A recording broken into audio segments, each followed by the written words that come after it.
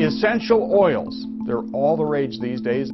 More and more people are bypassing the pharmacy in favor of something else, essential oils made from plants. Yeah, but many are now swearing by the therapeutic health benefits from these plant-based oils. After trying a natural home remedy, one, by the way, that is surging in popularity lately. The truth is that oil has hundreds of compounds in it. And so if somebody asks you, what will that oil do? You can give them a quantum physics answer and say, what do you want it to do?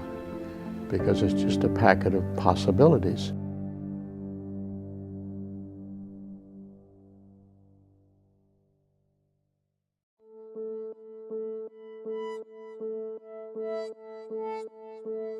In 1999, I was introduced to these essential oils.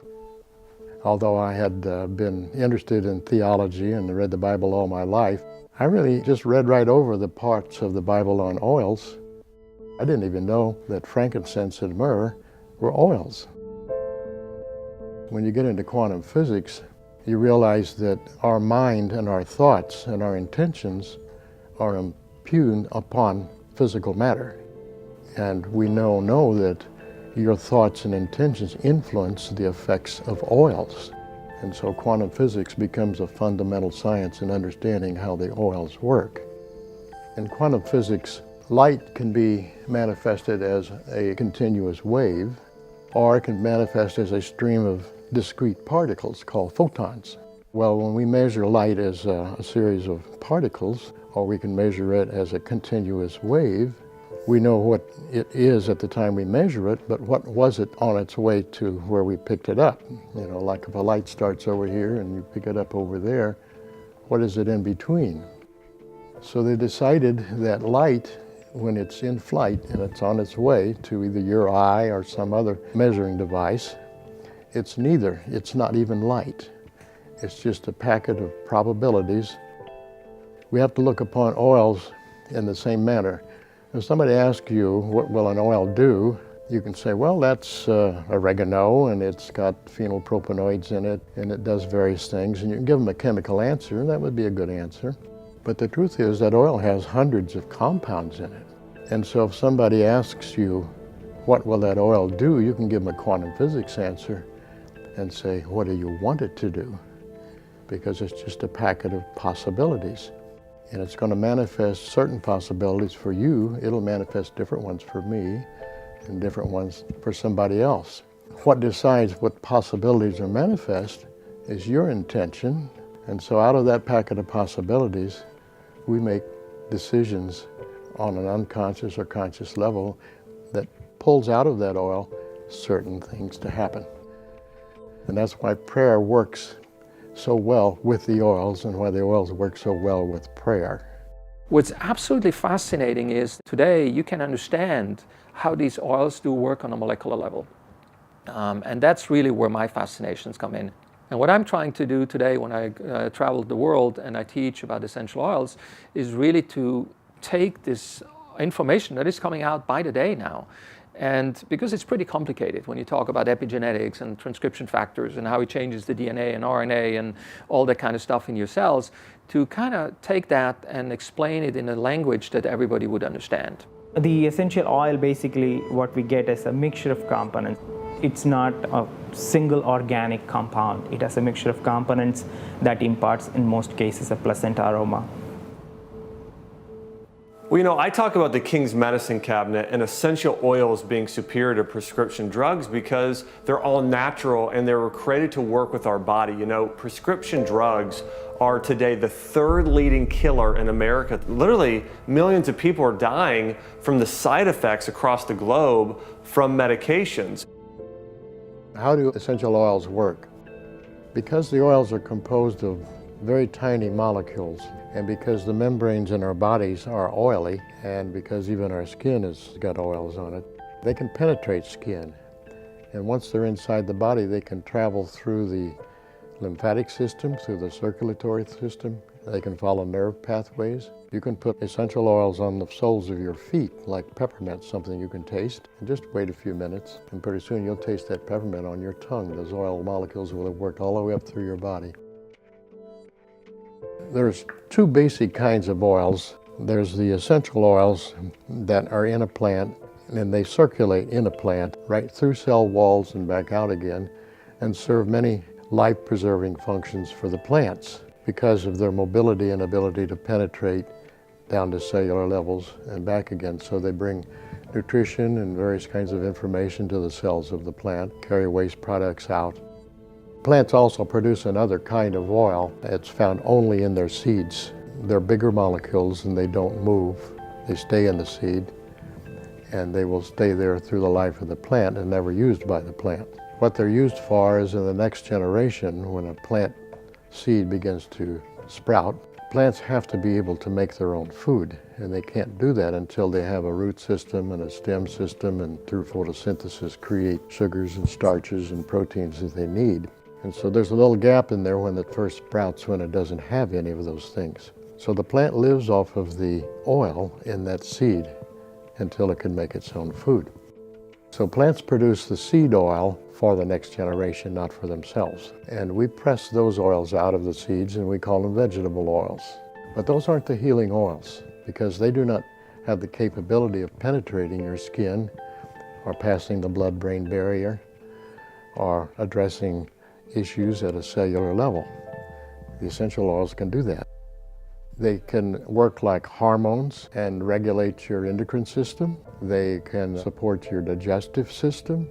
They can support your nervous system. They're also very effective against bacteria and viruses. And the fact that they work at a cellular level is wonderful because that's really where all disease begins and that's where it has to be resolved.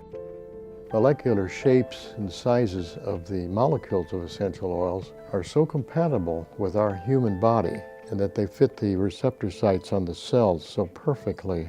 And knowing that humans were not the first ones being created on this planet, plants came first and the oils came first. So to me that means that these oils who fit us so well and were created before we were created, that God was thinking ahead and thinking of our well-being before He ever created us. So to me, that means God was already loving us before He made us. God never wastes an opportunity to use plants to promote the gospel. And so a place where that's really evident is in Genesis chapter 6, verse 4. And it says that, and this is God telling Noah to build an ark. And it says, "Make for yourself an ark of gopher wood or cypress wood, and you shall make the ark with rooms, and shall cover it inside and out with pitch." So God didn't even waste an opportunity here to present the gospel just by using the plants that He gave us in the garden.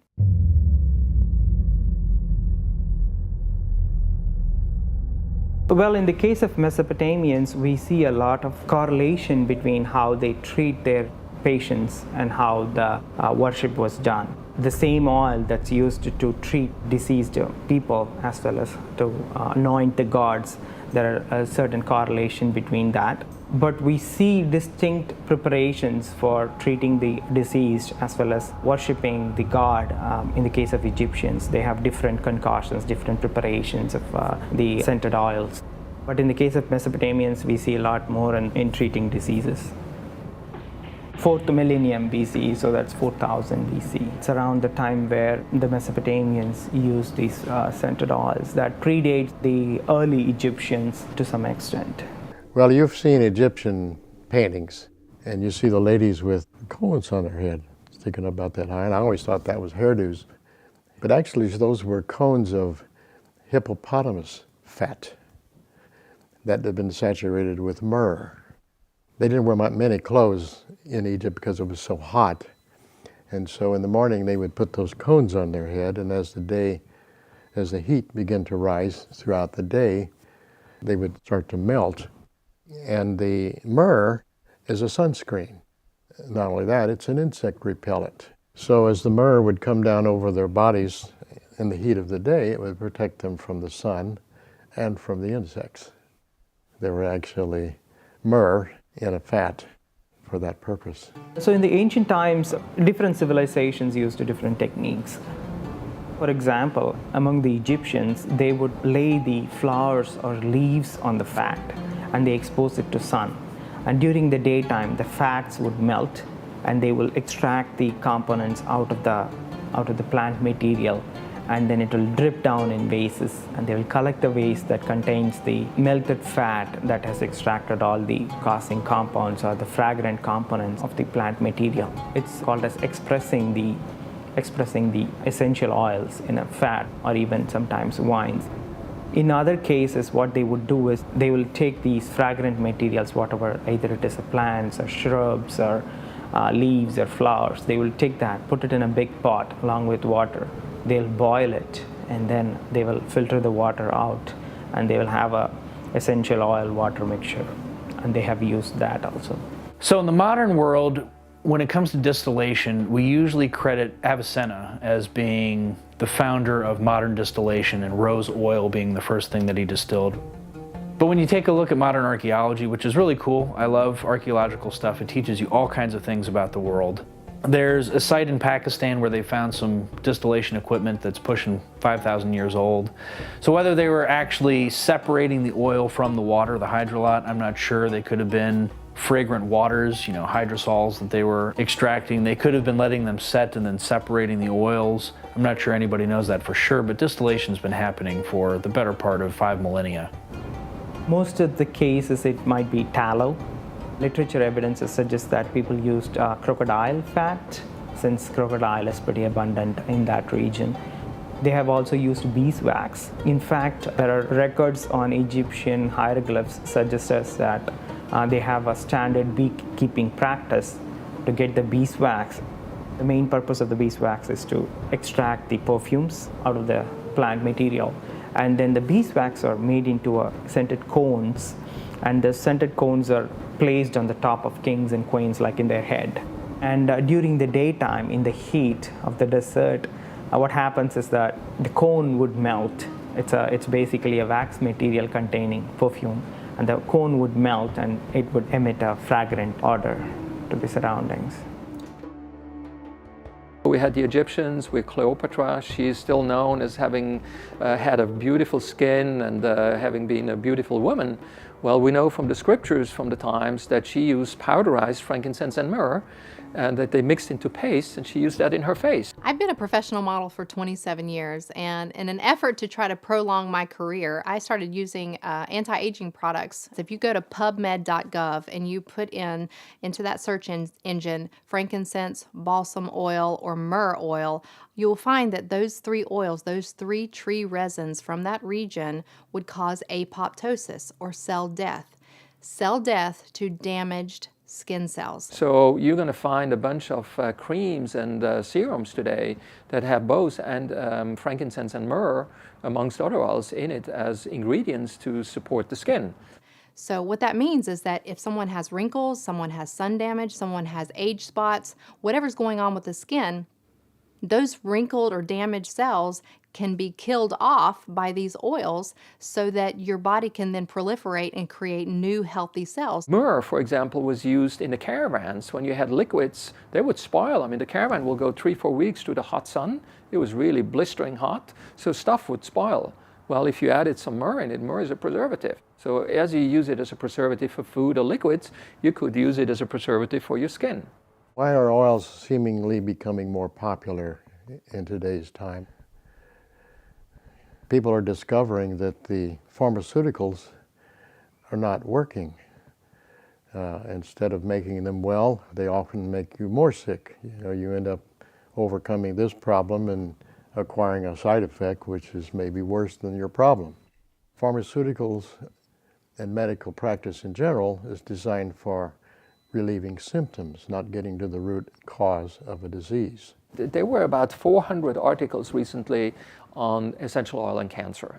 When you really drilled it down, at the end of the day, about 130 of those, roughly 130, described exactly what they have seen in genetic testing and all that, what these oils did on the cancer. They find out that essential oils actually address the roots. So we are at the verge of a new understanding what natural medicine does for the body and how it can compete or complement directly with what we do with prescription medicine.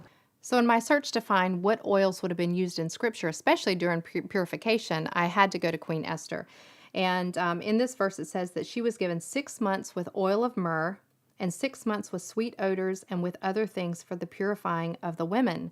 And so when I had to look into what were those other things, because we know oil of myrrh and we know how that would have been used for beautification and the purification of our skin. It's also very soothing for the skin. It's great for all types of skin issues. And so when you go to the Hebrew text in that, sweet odors and other things, one word that keeps coming up is balsam oil. Now, balsam oil is a tree resin, and it's from that region, but it was also from the same climate and region as frankincense. So frankincense was also most likely used in those beauty regimens. Frankincense, myrrh, and then particularly balsam. So that's why these oils would have been used during this time period, and of course, that's exactly why I'm going to be using those oils today.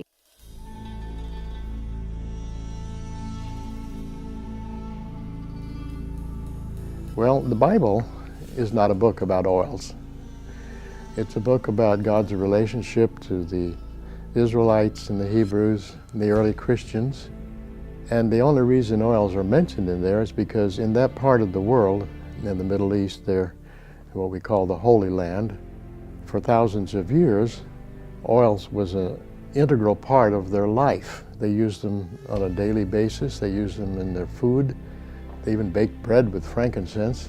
They were used in their rituals, in the synagogue and in the temple.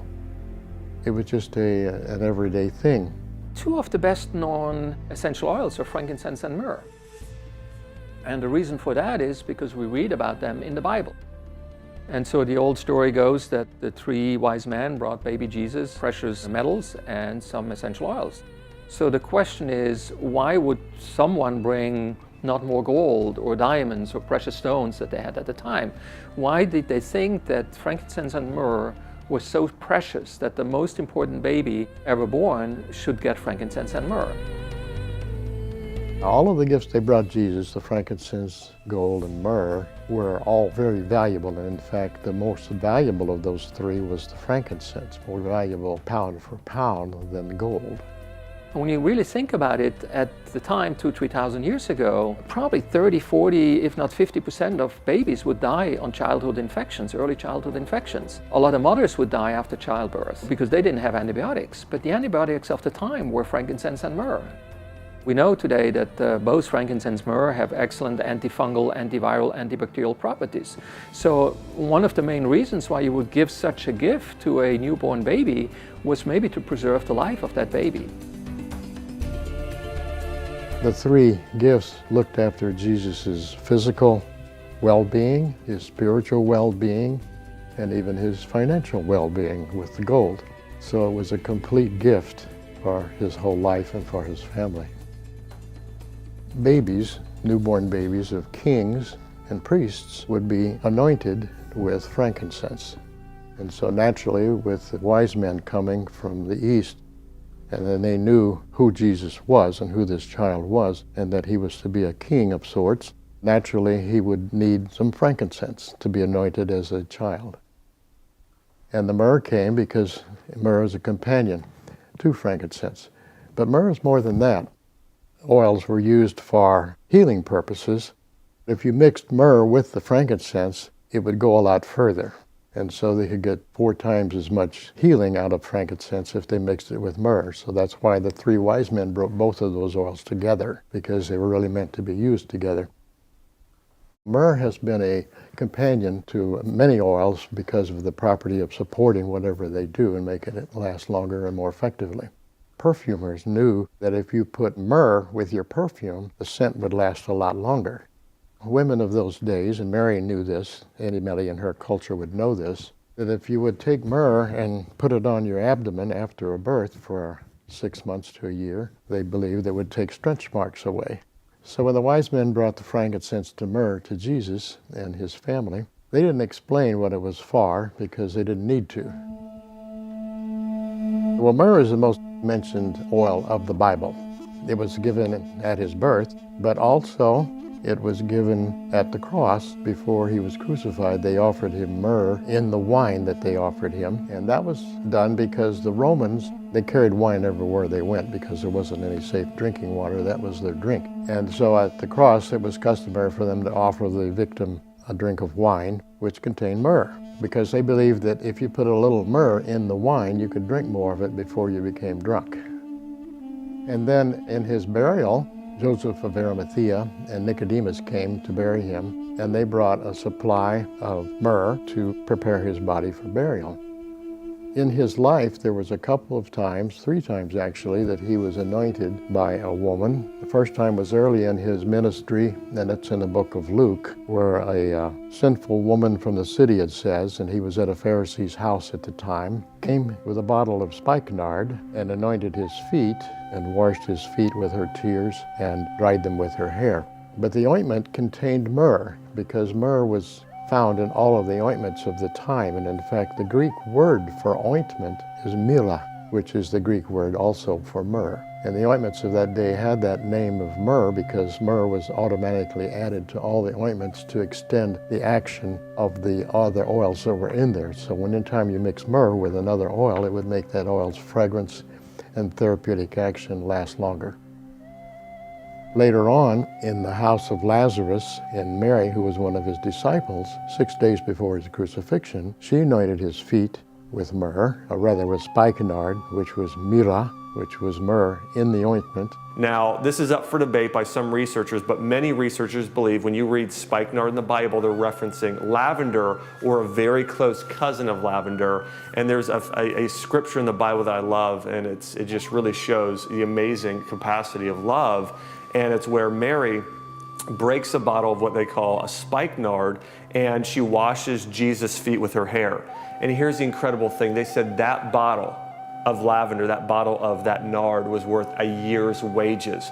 That's how valuable essential oils were in the Bible. I mean, they were worth as much as a year's income. We're talking about, I mean, today, you know, $10,000 for a bottle. That's how valuable these were. And then 2 days before he was crucified, he was in the house of Simon the leper. That's told in the book of Mark and the book of Matthew. And an unknown lady, they didn't name her, she came and anointed him on his head with the ointment, precious ointment of spikenard, which contained myrrh as well. So Jesus received myrrh several times in his life, from birth and even after his death and even at the cross, for many reasons. It was also one of the oils that you find in the holy anointing oil in the book of Exodus. It's also found in the holy incense described in the 30th chapter of the book of Exodus. Myrrh was a really fundamental oil of the Bible, the number one. There's an incident in the Old Testament, it's in the book of Numbers. A plague was sweeping through the Hebrews. Already 140,000 Hebrews had died. So Moses told Aaron, he said, go up to the tabernacle and bring a censer. Now a censer is either clay, ceramic, or metal container that's fireproof. He said, go up there to the altar of the tabernacle and get some fire, get some coals, and take incense. Now this was the holy incense, which was galbanum, onycha, myrrh, and get that incense and put it in the censer. And that heat source, the censer was a high fireproof bottom part, and then a shelf in there where they would put the oils and resins, and then that heat source would vaporize them. And you've probably seen this when Catholic ceremonies, that's a censer. So Moses told him, go out among the people because a plague has begun. They referred to it as the wrath of God. He went out and actually went to all the tents. There was probably 500,000 people out there in the desert. So it was Aaron and all of his sons and helpers, and they fumigated every tent. The people would stand in the vapors. As those vapors even touched their skin, it was going the molecules into their body. And the vapors was actually soaking into the walls of the tents, sanitizing everything. The plague stopped right then and there. There were no more any deaths after that. Up until World War II, you had practices of fumigation. And so people in medical wards and churches, anytime there were outbreaks, people were burning herbs. You had, incense, essentially, fumigation. They were burning things for the smoke. And the smoke had disinfectant properties, antimicrobial properties. And you could do that now with essential oil extracts as opposed to fumigating within a hospital. And I think there's tremendous potential in buildings, not just hospitals, but any kind of building, because not only are they antimicrobial, but you feel better, it elevates your mood to help moderate people's energy levels. If you look at the origins of the oils that were used in the biblical part of the world, where the Old and the New Testaments took place, you will find out that most of the oils they used came from plants that don't grow in that part of the world. But the reason they had access to them is because if you're a trader and you're coming from the Far East and you want to go to Africa, or if you're in Africa and you want to go to Europe, or in Europe and you want to go to Africa, you have to go through there. That's the only way, unless you cross the Mediterranean. So all the caravans of the world went through the Holy Land, and so all of the oils being traded came through there.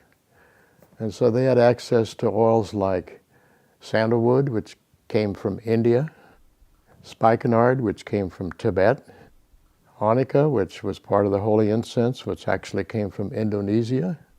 Even frankincense and myrrh don't come from the Holy Land. And they just use them, but they didn't grow there. I talk to people about the importance of the spice trade because I like to eat. What's my food flavored with? Spices. You know, I like medicine. What are they built from? What are they made from? What are they extracted from? Spices. You know, every chemical company on the planet is extracting molecules and things that come out of herbs and spices and things like that. And so I ask people, we live in America. Why was America, how did America get founded? Why was it founded? Why did Christopher Columbus set sail? Because he was looking for a shorter route to India for the spice trade. The United States literally exists because of the spice trade. And things, they may not have been using and extracting essential oils like we know them today, but they would have been used in incense. They were compounding things. There were ways of extracting the materials. And the spice trade was vibrant back then, and it is today. And everyone in the Western Hemisphere, you know, in the New World exists because of the spice trade.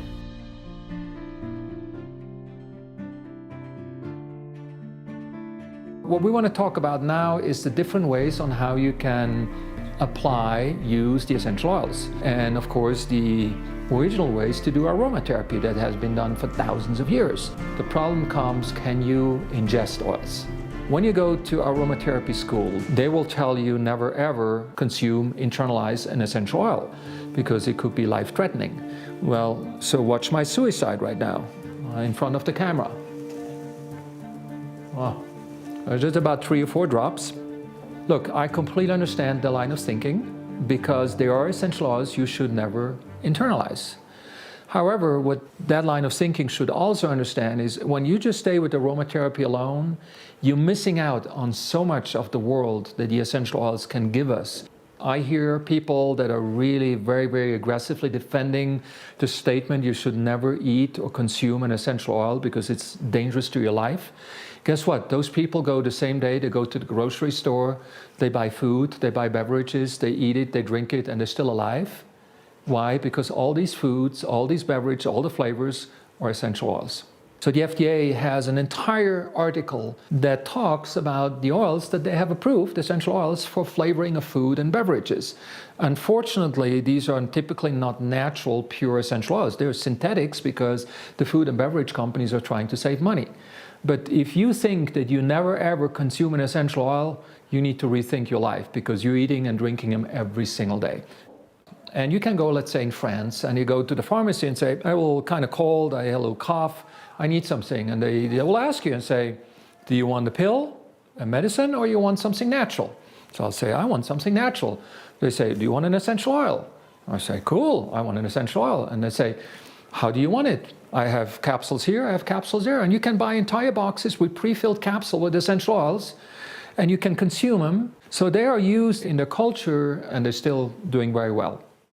So now from the FDA point of view, there is a different kind of topic that you need to look at. It's called labeling. So if you label something as a cosmetic act oil, meaning an aromatic, you're not allowed to ingest it.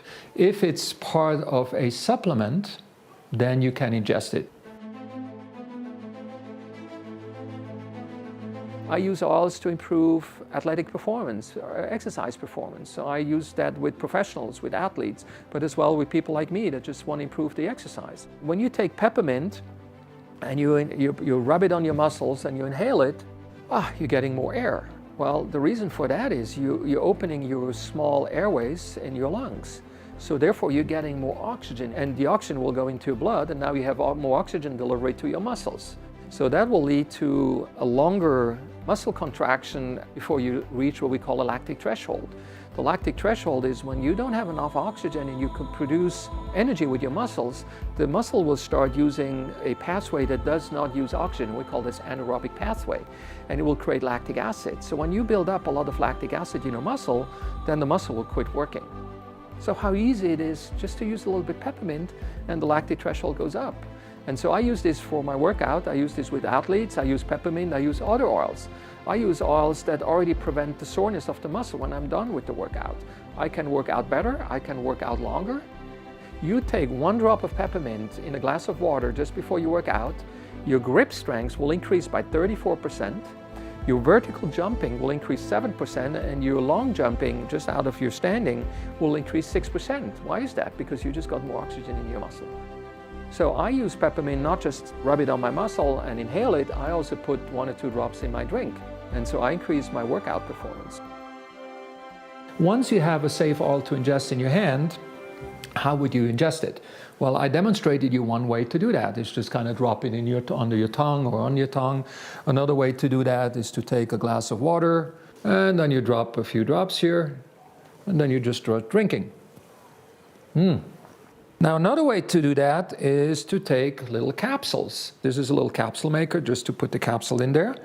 And just to show you how that works, these are vegetable capsules, they empty. Now, don't try with water because water will dissolve it. So, but you can use any kind of oil, coconut oil, whatever, or an essential oil. And the way you would do that, you would open that capsule, and you would take your oil, and then you just kind of fill it up. And now you see, hopefully, so here I just filled the whole capsule. So I'm gonna cap that back together, dunk. Voila, I have my essential oil capsule. What do I do with this? I take my essential oil infused water, and I'm healthy. There is a whole list in the FDA which one are approved, one not.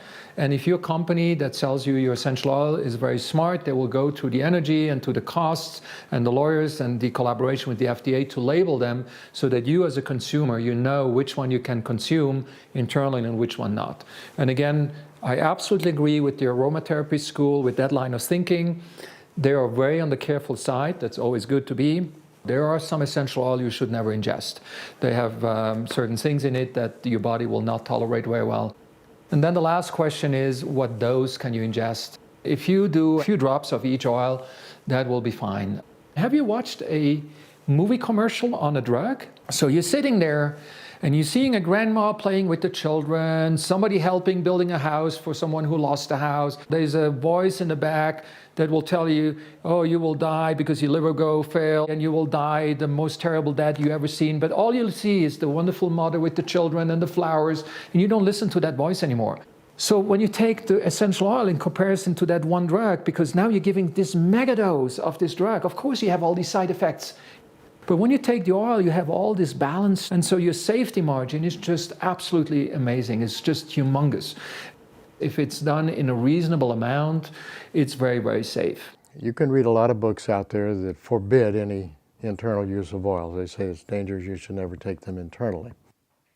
And then you read another book that says it's okay. Well, here's the source of that contradiction. There are several schools of thought and schools of practice with use of oils. The German school of thinking is that the best way to take the oils is to inhale them. And that's a good idea because when you inhale them, not only do they go to the limbic brain where you can deal with emotional issues, but they go into your lungs and into your bloodstream, and they reach every organ and cell in your body that way. But then you have the British school, which thinks that oils are intrinsically dangerous. They don't recognize any healing properties of the oils, and they basically recommend diluting essential oils down to no more than 2 to 5%, and then use it for massage. And they also believe that it's dangerous to take oils internally, and they don't even think an undiluted oil should be put on your skin. Well, partly that has to do with they don't have good oils. Most oils out there that you will buy that have a label on them that says an essential oil are maybe only partly essential oil. They have other things in them that would be toxic and would be dangerous and should not be taken internally. The British are not careful about what kind of oil they use, so they're using inferior grade oils, and for that reason they have to be careful. And that's where all of those fears and cautions come from. So when you see these contradictions, just realize they're in a different world. And all the dangers they talk about, they're not there for what we use.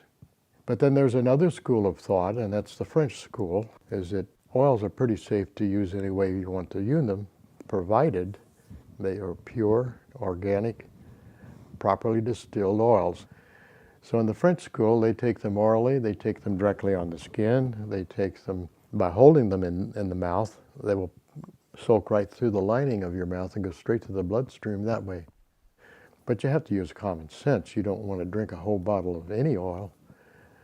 Too much of anything, even a good thing, can be deadly. So as long as you don't overdo it, it's safe to take a pure therapeutic grade oil.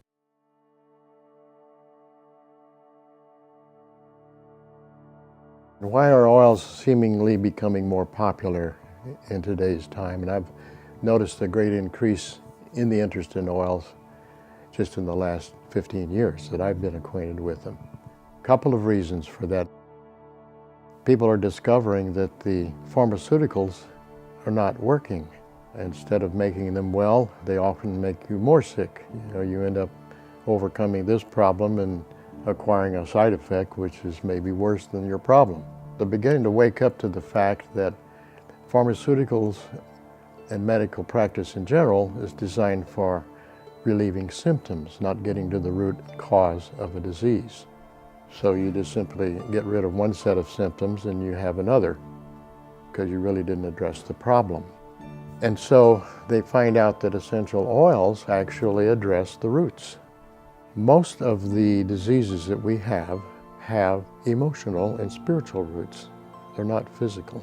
And if you treat only the physical side of things and you still retain the emotional unresolved problems, then you may resolve one illness and just get another. We have 5 senses. 4 of those senses process through the cerebrum up here, which is your conscious, rational mind. But the nose does not. The nose circumvents this part of the brain, goes under that into an area called the limbic brain. It's the emotional brain, it's not rational. And fragrance goes straight to that part of the brain. But that is the part of the brain that is the librarian and cataloger of all of our unresolved emotions. So if you have a traumatic experience as a child or any time in your life that you don't have the maturity and understanding to process, then that emotion is stored in your body. Those experiences have to be resolved. If we can't resolve them at the time, then the limbic brain says, okay, we're going to save that for later, and it'll put it somewhere in your body. Let's say that puts it in your pancreas. Let's say that's a good place. We can put that particular experience there. 10 years later, you don't even remember it. It'll start malfunctioning as a pancreatic malfunction. Now, the medical people are going to say that's just a physical problem, and they will treat the physical idea, but that doesn't deal with the root. And let's say you don't get it, and after a little bit of hypoglycemia or some problems in that regard, that's your pancreas trying to tell you there's an issue, it's here. If you will work and call it up and deal with it, it'll go away. But you don't get it, and you're not taught that in normal health classes or books on medicine.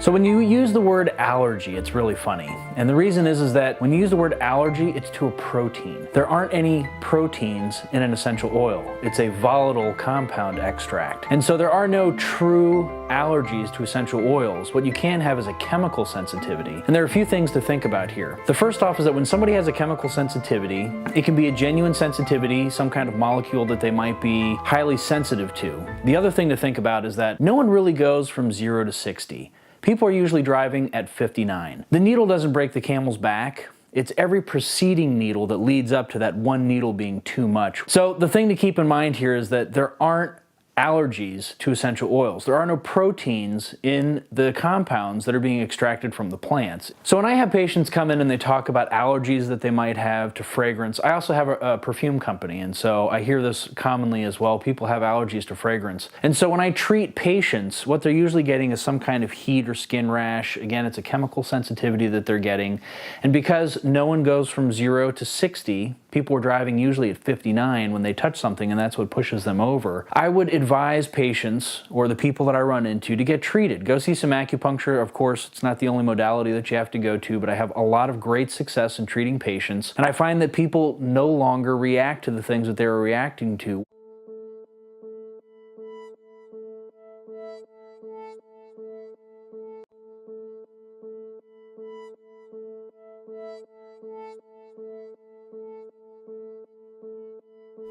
Well, the oils go straight to the limbic brain.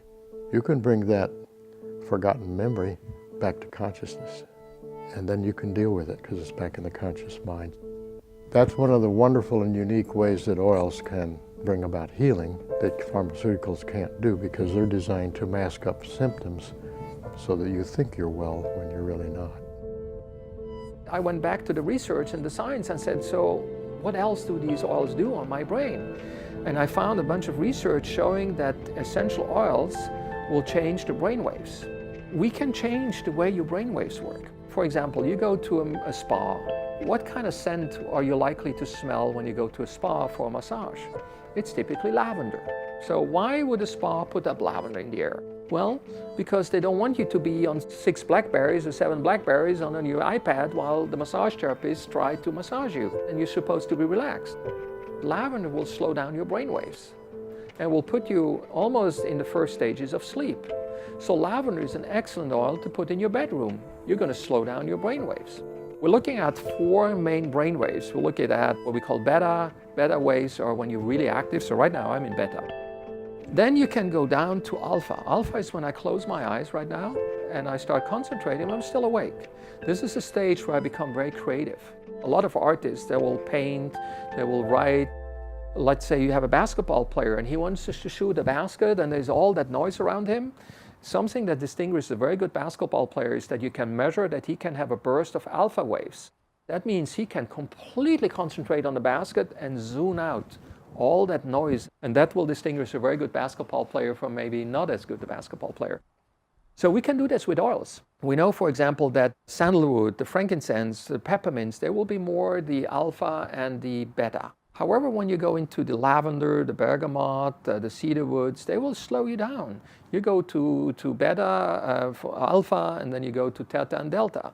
These are all the waves that we have in the brain. These are the waves that you use while you sleep. Knowing all that, I can use essential oils to treat people with insomnia, or to help them just fall asleep, or babies that cried. So it's just fascinating, again, how you see the science and then the effect it has on the patients.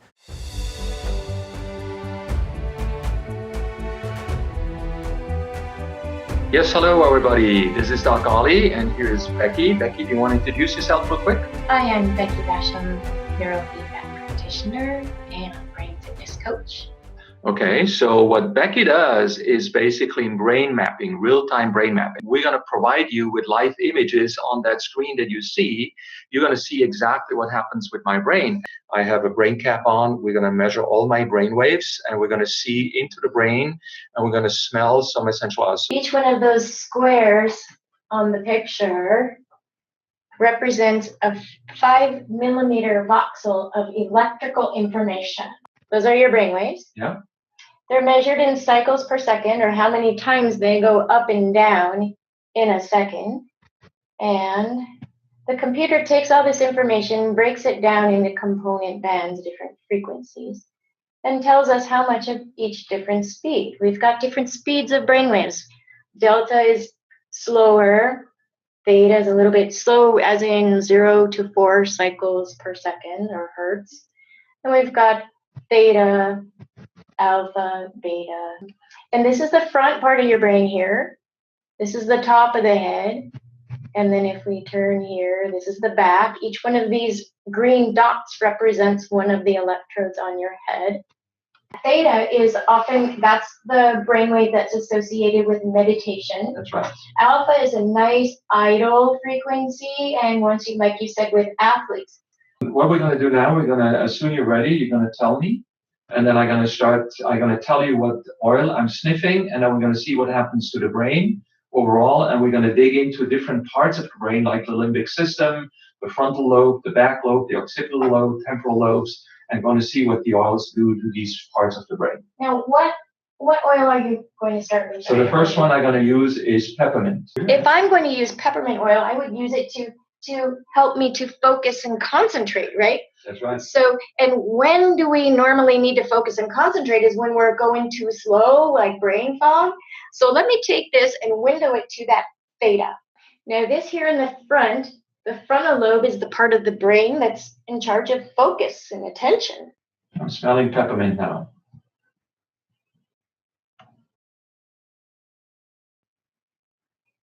So you've got, oh, now this is really interesting, Dr. Ollie. The left side of the brain typically is associated with positive emotions, and the right side of the brain with negative emotions. The left side of the brain is analytical, the right side of the brain is big picture, And which one are we thinking. activating here? So the left side of your brain is looking like it has more beta than the right side of the brain. Which means I'm positive. Positive at this point. So and- peppermint makes me active, analytical, and positive. Interesting. That's very interesting. So again, I'm going to say this very loud. Peppermint has made me positive and activated my focus and my analytical thinking. Now I'm going to switch the oil, and let's just stay on this one because we don't want to mess around too much around with the different frequency. Let's go back to the whole brain, and I'm going to grab an oil, lavender. So right now I'm taking lavender. I'm going to start breathing on the lavender. Now, lavender is typically associated with a calming effect, isn't it, That Dr. is Ollie? correct. That is correct. So let's see if our theory holds, then the level of beta activity will decrease when you use the lavender. Is that correct? That is correct. And I think that's exactly what we see, right?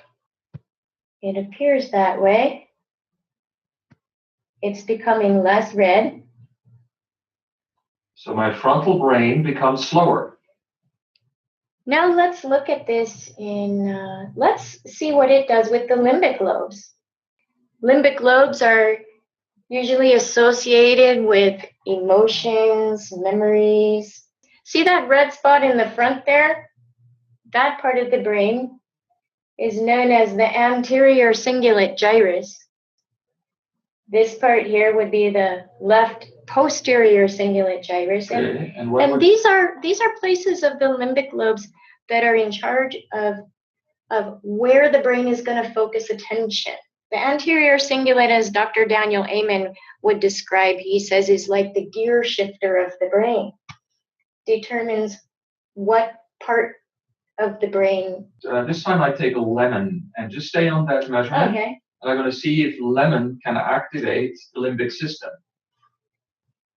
So these are your temporal lobes. So I'm still doing lemon, and we're looking at temporal lobes.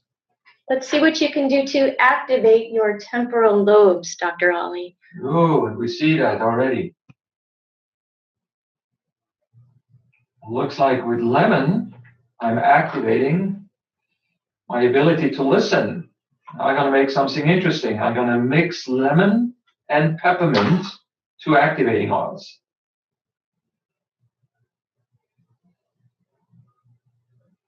Look at that. It's mainly on the left side, too. Interesting, but we see clearly an increase in activity while I'm sniffing on lemon and peppermint. So let's finish that up. I'm taking away the peppermint and the lemon right now, and we're going to go and do something else. I'm going to open frankincense. We're going to see what frankincense does to my brain. Now let's see what I would expect with frankincense. With frankincense, I would expect a relaxation of the brain, and I would expect possibly an activation on the limbic system.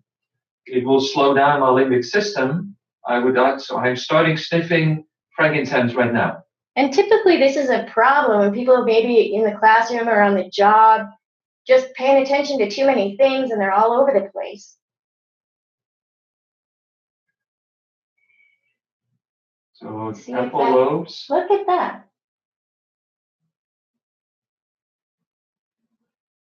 And the other side that was very red before is now calmed down. Yeah, it was actually a little bit too red. Now, granted, when you started smelling that, your brain was in a nice attention, good place.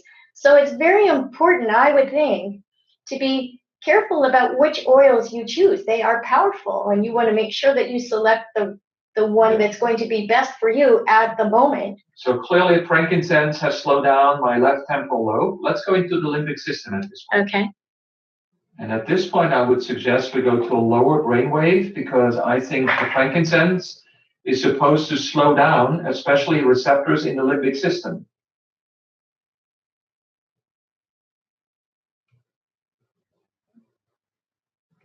Well, look at alpha.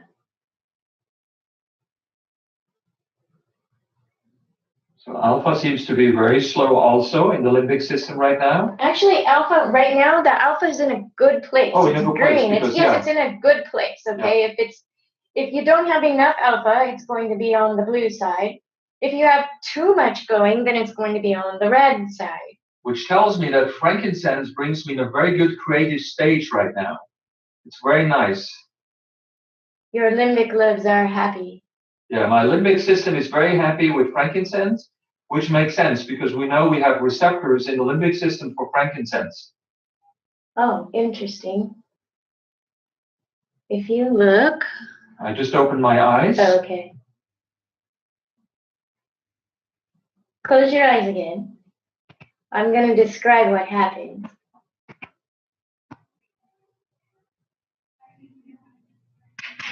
Turn this around. So your brain is making a normal range of theta activity for somebody your age and gender. We're in a normative reference database here. But what I'm going to do here, just stay right where you are. I'm going to show everybody your raw brain waves. And what this means here, see, his eyes are closed. See these brain waves here that are bigger and more sinusoidal? They're like bigger and wider. So those ones are slower. And they're located in the posterior part of it. There's one right there.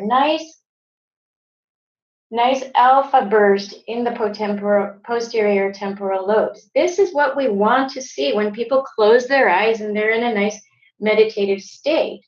If people are really stressed out and hypervigilant, we're not going to see that. We're going to see those brain waves continue to go really fast.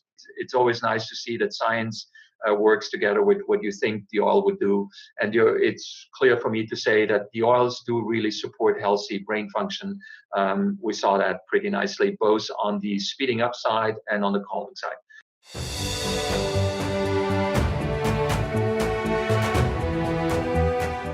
Cedarwood oil is one of the most interesting oils of the Bible. It's mentioned in there as a blend of 50% cedarwood and 50% hyssop oil. But what most interested me was it talks about taking that blend and apply it to the right upper ear, that's right here, just below that rim, to the right thumb, and to the right big toe. And here's what those points mean. They're all three emotional releasing points. This point right here, in that part of the ear where my finger is where you would release issues with your mother and father. This one is most interesting because there's where you relieve blockages against learning new material. And then the right big toe is to release bad habits and compulsive behavior. But the thumb was the one that interested me the most because I teach course in chemistry. There are many people out there who are very good in music, they're good in social studies, can learn almost anything, but they have a block on one subject like physics or math, chemistry. Why would you be good at everything but one field? Well, it's because on that particular field you have an emotional block against that subject. It's not your IQ. And we can get rid of that block and open the way for you to learn that subject. So when I teach my chemistry class, I always ask Everybody raise your hand who has no problem learning other subjects, but you have a problem with chemistry. Half a dozen hands go up, yeah, I never could learn it. I said, well, we're going to take care of that right now. So we take cedarwood oil and put it on the right thumb. And I said, now that needs to get to the limbic brain. Your limbic brain is right over the roof of your mouth and below the cerebrum, so let's take your thumb, put it in your mouth, suck on your thumb, push it up there to the roof of your mouth. So the whole class is sitting there sucking their thumbs. And before it's over with, the people that couldn't learn chemistry, they can learn it. It gets rid of that blockage. Many people that couldn't even learn chemistry that I have taught are now teachers of chemistry. And it always goes back to a traumatic experience in their childhood, usually in a classroom with a science or math teacher who intimidated the students, embarrassed them, and humiliated them in front of everybody else. You know, stand up and recite these things and they couldn't do it, or go to the board and they just stood there, couldn't do it, and they were so embarrassed that they put a block right there on that subject. So the very thing the teacher was trying to do to teach them, they were blocking. So organizations like the FDA came out of a large problem with non-trained people or professionals, however you want to call them, selling products and claiming that they had medical value, and they may or may not have had medical value or potency or the function that they were claiming to have. So when somebody uses the term snake oil today, what they're usually trying to say, a lot of times you hear the phrase quack medicine, and they're trying to say, oh, it's quack medicine. I hear this about Chinese medicine too. And the thing is that more than half the world's population uses this as primary health care. It doesn't mean that half the world's population are idiots. It's just a different science. So when you step back 150 years and you take a look at what was happening in the United States, first off, there weren't 50 states. The United States doesn't look like it did today. People didn't have the capacity to communicate over large distances of time and space in a very quick manner. And so there was a need for the government to step in and try to regulate some of the things that were being claimed. As the railroads were being built, the Irish were being hired on the East Coast and the Chinese on the West Coast. And with the Chinese came their medicine and all of their medical practitioners, and actually snakes are used as medicinal substances. There are snake oils that are made from snake. The railroads really liked the Chinese because compared to the Irish, they were in fantastic health. The Irish didn't have the medical practitioners, the knowledge, and they weren't taking care of themselves quite as well as the Chinese were. And so the Chinese had a great work ethic and they didn't get as sick and they lasted a lot longer. Fewer than 50% of doctors would have been trained, formally trained, and actually have gone to a medical school. Most people around the world up until recently, until after World War II, would have been trained from an apprenticeship. And so you worked in a doctor's office and that's how you learn the medicine. You have another definition of a snake oil in that as people were out west, people got bit by snakes. I lived out in California for 5 years and there's a whole bunch of poisonous snakes that just wander up into your house sometimes or onto your back porch. And so if you lived out west before there were people, I can imagine that there might have been some run-ins with snakes, and a lot of them are poisonous. And so you had lots of antidotes and things like that that were people making for snake bites. And they may or may not have been effective, and again, that needs to be regulated for those snake oils. Something that people don't talk about is there's actually an herb that comes out of Canada and northeastern United States, and in its common name it's called snake root. And snake root is also extracted as an essential oil, and it's a species of wild ginger. And there are actually, again, pharmacy tradition, using essential oils as medicine, and tinctures and other types of extracts. A lot of these extracts would have been fragrant, you know, again, going back into volatile compounds, essential oils. But the snake root oil, again, snake root being the common name, was used in a wide variety of pharmacy compounding, you know, things that people were buying. The primary purpose of the FDA in general is public health and safety. So that's the first thing they're looking for in any product they regulate is it safe for consumer use? For the FDA to approve things, they need to have scientific proof. So in order to get scientific proof, we need to do studies. In order to do large studies, we need money. It will cost a lot of money. Who is paying normally the money to do large studies? It's the pharmaceutical industry, because they want to make money with their new drugs. They hope to find a new blockbuster, you know, for $1 billion sales a year, like the statins are. So they will invest a lot of money in drug development, but they will probably not invest anything in essential oil because there's really no patents you can fill on that. So there's really no sales for them to do with these kind of drugs. It's really simple. It really goes back to money. You know, when you look at the FDA and pharmaceutical companies, so many of those people are really tied together. And really, the fact is it really comes down to money, and that's really the only reason. Although more and more pharmaceutical companies start going into the supplement market because it's an enormous market. I mean, when you look at about 60 to 80% of the population is taking one or more supplements, right? So it's a tricky question. The FDA is charged to keep the public safe.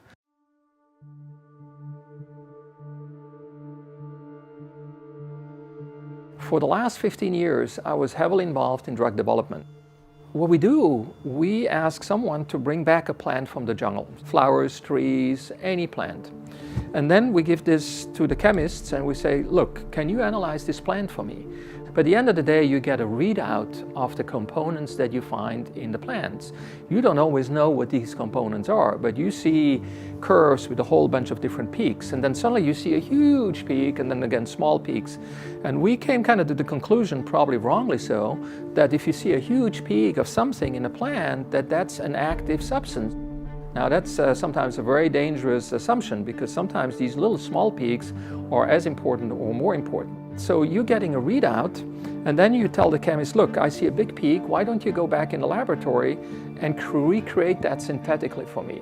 So the next day he goes in the laboratory, starts cooking and comes back with a substance. Then you look at that and say, well, pretty cool. So now you start doing cell line studies.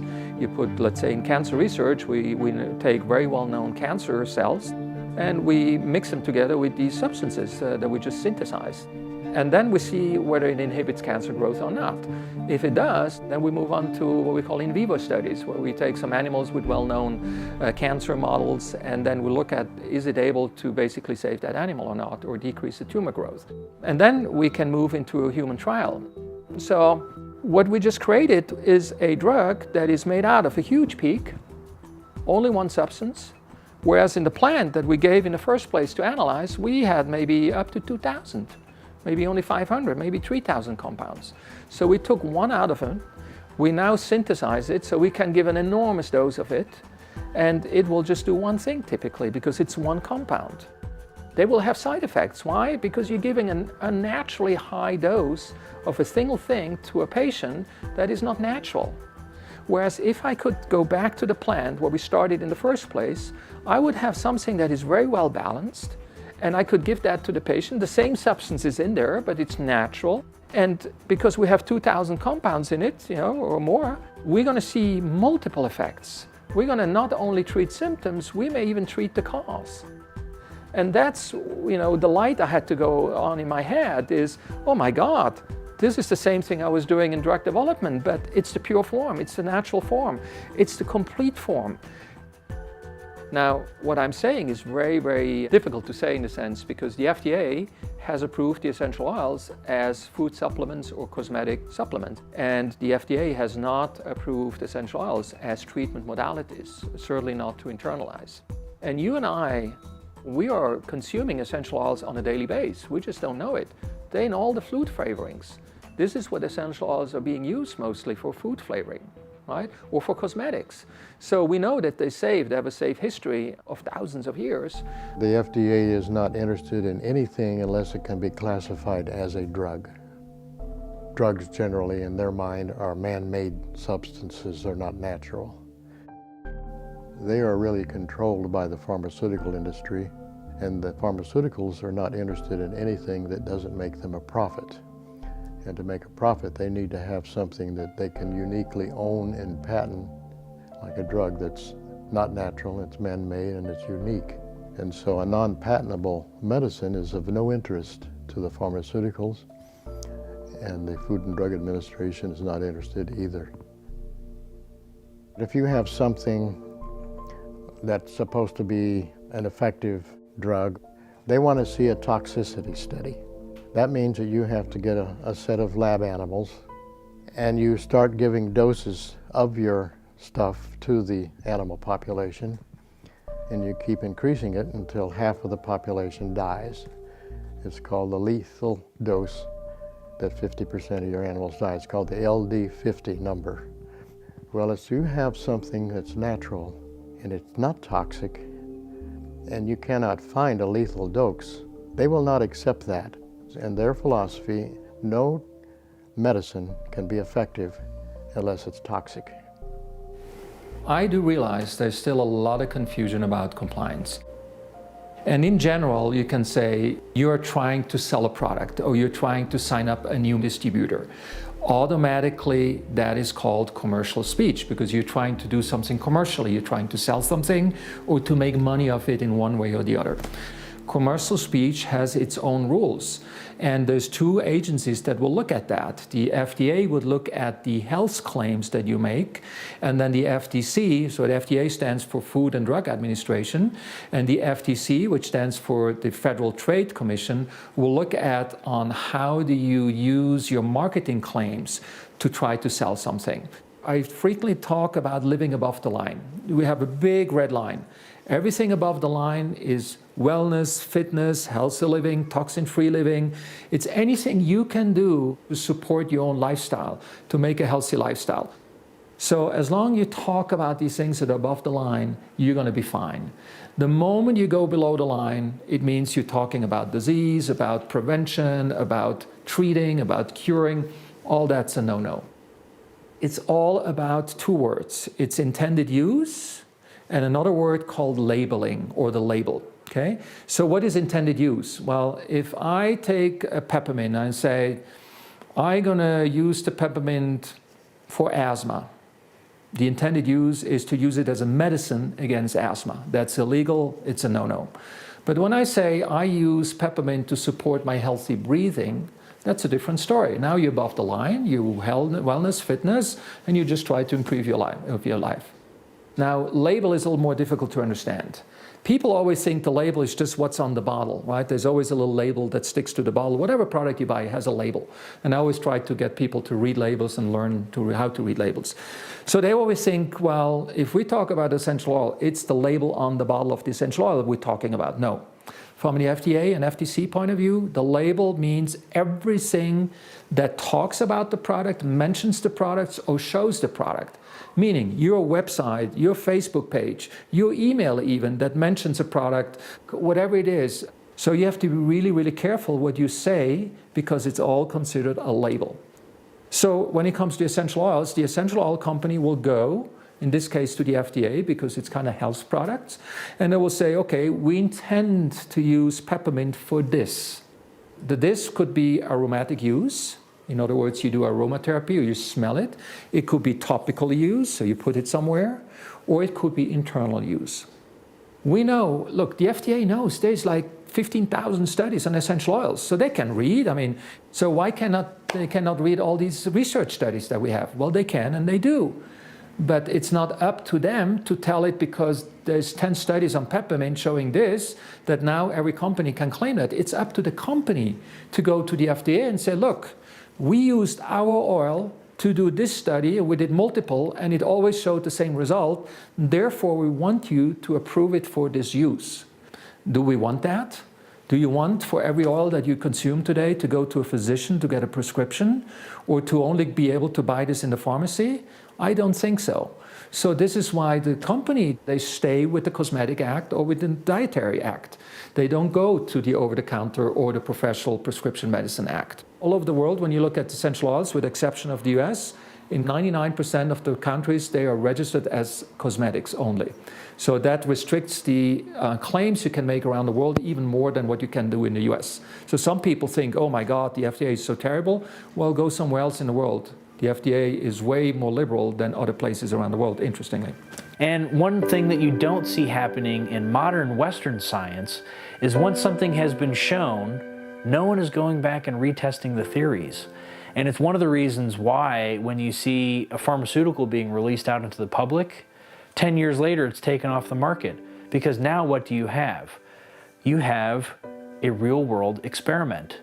You have multitudes of people taking this in a variety of different situations that they exist in, and then you see, does it work the way that they think it works? Is it effective? Is it harming people? What kinds of Side effect is really the wrong word. It's more like, what kinds of unexpected actions does it have? Side effect sounds more negative than I think what the reality of it is.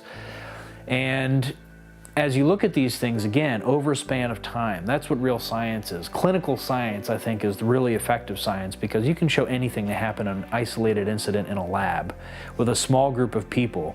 But take it out into the world and you have thousands, millions of people using this, and there's not a control. All of their lives are different, their diets are different, their habits are different. That's when you really see how something behaves within a population. How many people over at least 2,200 years of written history, and even the oldest texts reference that this stuff is older than the writing, and on top of that you have archaeological evidence that shows that this goes back several millennia. So there's no dispute that it's old. And I have trouble believing in a world where everything could potentially be life or death, that people would continue propagating something that doesn't work. You know, why would people do something over and over again if it doesn't actually work? And why would large masses of people over a very large geographical space, over several millennia of time, keep doing something if it doesn't work? I mean, I don't know how more science that gets. Let me explain what a cell does during the day. How does the cell know what to do? We have a DNA, it's a spiral, we'll call it a helix. This DNA is part of your genetic code. This is how you look like you look, how I look like I look. That's determined in your genes. So in order for the cells to look at your genes, what happens multiple times a day or multiple times even a second, that DNA has to open up. And now you have two strands of DNA that are coming apart. And these two strands are being copied. That copy is called an RNA. That copy will go into the cell. I mean, all that happens in the cell, in the nucleus of the cell. I say one of the most important parts of the cell. And the helix goes back together. So now we have a copy out there, and that copy will tell basically in what sequence you have to bring in certain amino acids to put together, to build together some blocks. It's like building Lego. And depending on what the RNA says, it's a different sequence. Depending on the sequence of the amino acid, you get different proteins or different hormones. This is how your body knows what to do. It's all built on this whole kind of process. The big question now becomes, how does the cell know this DNA is that long? How does it know to start reading here to here, not here to here? And we call these kind of pieces that will determine where you start reading this DNA transcription factors. They will go in there and determine you're going to start reading here and stop reading here. We know that certain foods, ingredients in the foods, act as transcription factors. Essential oils, we know, act as transcription factors. So the essential oil will tell your DNA where to start reading, where to stop reading. And that will determine what kind of proteins the cell will produce. The truth is that oil has hundreds of compounds in it. And so if somebody asks you, what will that oil do? You can give them a quantum physics answer and say, what do you want it to do? Because it's just a packet of possibilities.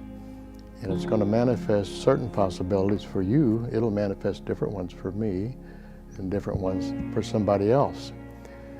And so what decides what possibilities are manifest is your intention, the intention of the people or the person anointing you.